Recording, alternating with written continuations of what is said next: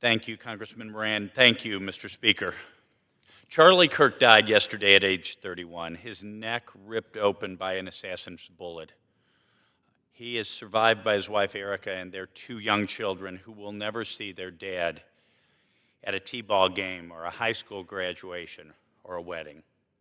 Make no mistake about it, Charlie Kirk was assassinated. He was an incredibly effective force in American politics. He was beloved for his Socratic style of going to college campuses and gently, charitably asking questions and engaging in respectful dialogue with those whom he disagreed. Most of all, he was a very convincing advocate for love of God, family, and country, the hatred of which is a sacred creed of the left. They could not have it. They killed him. In April of this year, Charlie prophetically said on social media, "Assassination culture is spreading on the left. 48% of liberals say it would be at least somewhat justified to murder Elon Musk. 55% said the same thing about Donald Trump. The left is being whipped into a violent frenzy. Any setback, whether losing an election or losing a court case, justifies a maximally violent response. This is a natural outgrowth of the left-wing protest culture, tolerating violence and mayhem for years on end. The cowardice of local prosecutors and school officials have turned the left into a ticking time bomb." That was Charlie Kirk in April. Yesterday, a social media post of mine hit a nerve when I called Charlie a martyr. Without question, he was.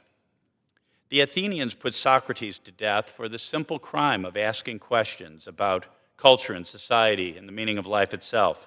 Socrates was, in that sense, a martyr to the truth, and so was Charlie Kirk. But Charlie was also a martyr for Jesus Christ. A priest friend of mine sent me this short passage from St. Bede, referring to John the Baptist. "There is no doubt that Blessed John suffered imprisonment and chains as a witness to our Redeemer, whose forerunner he was, and gave his life for him. His persecutor demanded not that John should deny Christ, but only that he should keep silent about the truth. Nevertheless, he died for Christ. Does Christ not say, 'I am the truth'? Therefore, John shed his blood for the truth. Surely he died for Christ." Charlie also died as he was answering a question about the transgender cult that has gripped so much of our society and destroyed the life and health of so many of our young people.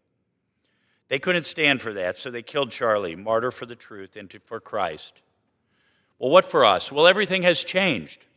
If we didn't know it already, there is no longer any middle ground. Some of the American left are undoubtedly well-meaning people, but their ideology is pure evil.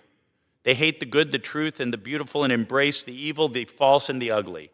And they literally will kill those with whom they disagree, just as their predecessor leftists Marx and Stalin and Lenin and Pol Pot and Fidel Castro did. We must know that. And we must stand firm, and we must win this twilight struggle. They killed Charlie, but as Tertullian wrote in the 2nd century, when the church was very much persecuted, the blood of martyrs is the seed of the church. May God raise up thousands of Charlie Kirks to take his place.